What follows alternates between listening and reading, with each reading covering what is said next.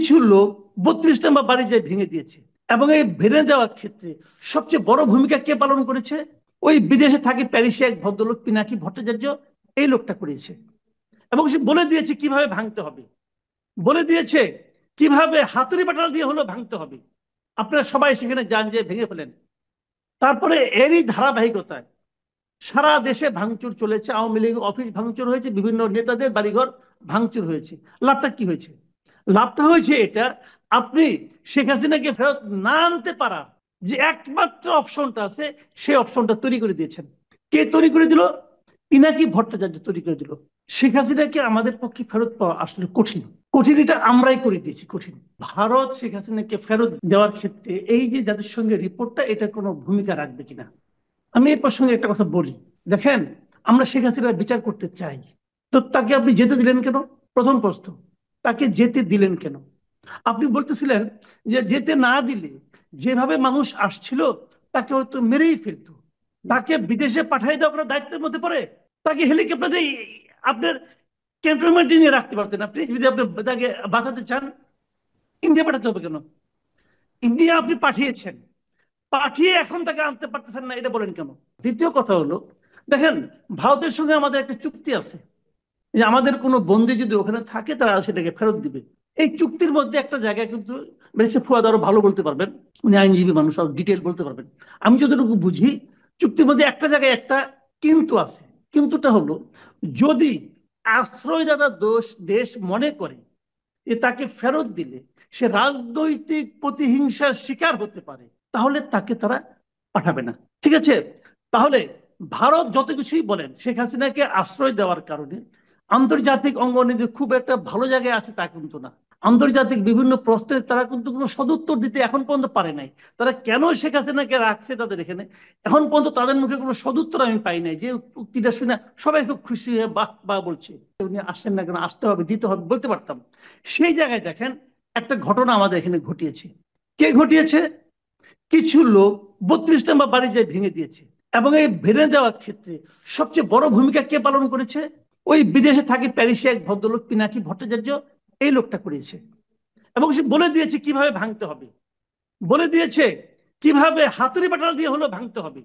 আপনারা সবাই সেখানে যান, যে ভেঙে ফেলেন।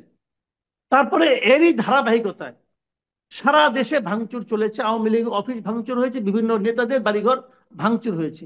লাভটা কি হয়েছে? লাভটা হয়েছে এটা, আপনি শেখ হাসিনাকে ফেরত না আনতে পারা যে একমাত্র অপশনটা আছে, সেই অপশনটা তৈরি করে দিয়েছেন। কে তৈরি করে দিল? পিনাকি ভট্টাচার্য তৈরি করে দিল। এবং এটা তৈরি করে দিয়ে পিনাকি ভট্টাচার্য কার সুবিধা করলো? ভারতের সুবিধা করলো। এই লোক সারাদিন ভারত ভারত এমটি ভারত এমটি ভারত কথাবার্তা বলে। আসলে সে, আমি বলি, ভারতের একটা এজেন্ট। সে আমাদের এখানে সবসময় একটা আওলা লাগাইয়া আমাদের দেশটাকে অস্থিতিশীল করার জন্য সবসময় সে নানা রকম ফন্দি ফিকির করে এবং উত্তেজনকর বক্তব্য ছাড়ে। একটা জিনিস হলো কি, তখন যদি এই কাজ, তখন কি সারা দেশে, শুনেন, শেখ হাসিনার পতনটা অনিবার্য ছিল। এটা অগাস্টে হোক, মার্চে হোক, ডিসেম্বরে হোক, যে অনিবার্য ছিল। কারণ তার পাপের ঘোড়া ভরতে ভরতে ভরতে ভরতে এমন এক জায়গায় ছিল, এটা উপচে পড়তই। ওই সময় এই পুরো জনগোষ্ঠীকে আস্থায় নেওয়ার জন্য ওনারা এটা করেছেন। করার পর এখন ওনারা আসল কাজটা করছেন। শুনেন, বাংলাদেশের অস্থিতিশীলতা, এটা কার জন্য ভালো? বাংলাদেশে এমন কোন আইন শৃঙ্খলা আছে? ঘোষণা দেয় অমুক বাড়ি কালকে বুলডোজার নিয়ে গুড়িয়ে দেওয়া হবে, এটা কি আইনের মধ্যে পড়ে? ল এন্ড অর্ডারের কোন সংজ্ঞা এটা ফেলানো যাবে? যাবে না। সিটি কর্পোরেশন বুলডোজার সাপ্লাই করে, ভেঙে দেওয়া হয়, পরের দিন আবার চিফ অ্যাডভাইজার বলে এটা সহ্য করা হবে না। বলে না কি এটা চিফ অ্যাডভাইজার, সহ্য করা হবে না। তো সহ্য করা হবে, সহ্য করলেন কেন আপনি? আপনি তো সহ্য করলেন, আপনি রেসপন্স আগের দিন দিলেন না কেন? যখন তারা ঘোষণা দিল, ওই মুহূর্তে যে ঘোষণা দিল তাকে আপনি ধরলেন না কেন? ওই মুহূর্তে ঘোষণা তো পিনাকি ভট্টাচার্য দিছে। পিনাকি ভট্টাচার্যের সঙ্গে এই সরকারের গুরুত্বপূর্ণ ব্যক্তিদের টেলিফোন আলাপ হয় না? পিনাকি যেভাবে জন্য দেশ, আমি তো মাঝে মাঝে সন্দেহ করি দেশ কে চালাচ্ছে। এই সব দেশ সেভাবে সেভাবে তাকে সুযোগ করে দিচ্ছে। যখন সে বললো পিরিয়ড, আর দরকার নেই, থামো এখন, তখন সরকার উগ্র হয়ে গেল, শক্ত হয়ে গেল, না আর করা যাবে না। আগে তো বললো না, আগে বললো না কেন? তো এই পুরা জিনিসটা এরা বুঝে হোক না বুঝে হোক, ওই ভদ্রলোকের ওই যে একটা অশ্রাব্য কথাবার্তা বলে, ল্যাঙ্গুয়েজটা আল্লাহ আল্লাহ রহমতে এমন ল্যাঙ্গুয়েজ শুনলে পরে অজু নষ্ট হয়ে যায়, সে ওইভাবে বলে। বলার মাধ্যমে কিছু কিছু মানুষ তাদেরকে উত্তেজিত করে, অনেক হুজুরা তারা পীর মনে করে, এবং এই ঘটনা ঘটছে। এবং সেটা পুরো জিনিসটা আলটিমেটলি কার অ্যাকাউন্টে যাচ্ছে? আমাদের দেশ অস্থিতিশীল হলে কার লাভ রে ভাই? কার লাভ? ইন্ডিয়ার লাভ।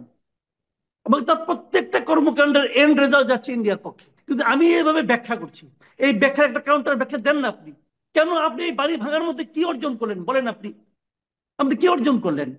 মাঝখান থেকে এই জিনিসটা অর্জন করলেন, এখন ওরা বলবে যে এই মহিলাকে ফেরত দিলে সে রাজনৈতিক প্রতিহিংসার শিকার হবে, সে দেশে নাই, তারপরে তার বাড়ি ভেঙে ফেলা হয়, কত বড় পলিটিক্যাল সে ভিকটিম হয়ে গেছে এখানে, এটা বলবে এখন ইন্ডিয়া। দেখেন তো লাভটা আমার কি হলো? আমার তো দরকার শেখ হাসিনাকে। তো এখন কেন, যখন তাকে নিয়ে আসার আমার প্রয়োজন, তখন কেন